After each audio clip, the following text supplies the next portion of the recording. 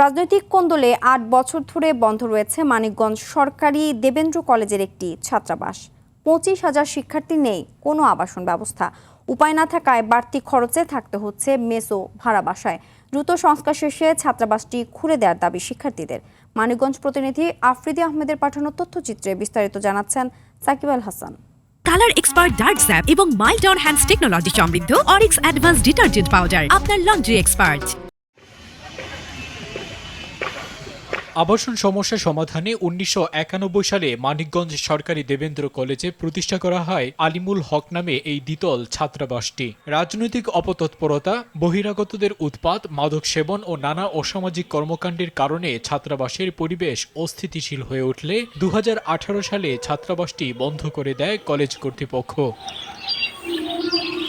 দীর্ঘ সময় তালাবদ্ধ পড়ে থাকায় ছাত্রাবাসটি পরিণত হয়েছে মাদকসেবীদের আড্ডাখানায়। চুরি হচ্ছে ভেতরের নানা সামগ্রী, বাইরে ঝোপঝাড় ও ময়লা আবর্জনায় পুরো এলাকা পরিত্যক্ত হয়ে পড়ে আছে।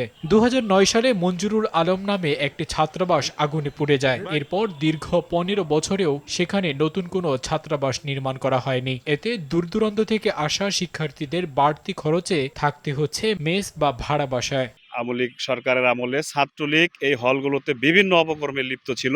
তারা এখানে মাদক ব্যবসা করত, তারা এখানে বাইরের অনেক অপকর্ম এই ক্যাম্পাসের ভেতরে নিয়ে আসতো। এখানে কোনো নর্মাল মানুষ তো আসে না, সব যত মাদক বা এই ধরনের জাতীয় যত লোক আছে তারা আসে। আরো ইভেন এই যে এখানের যে গ্রিলগুলা সেগুলা সবকিছু আস্তে আস্তে খুলে খুলে নিয়ে যেতেছে। হলটি চালু করার আশ্বাস কলেজ অধ্যক্ষের। একটা চিঠি লিখেছি শিক্ষা প্রকৌশলকে।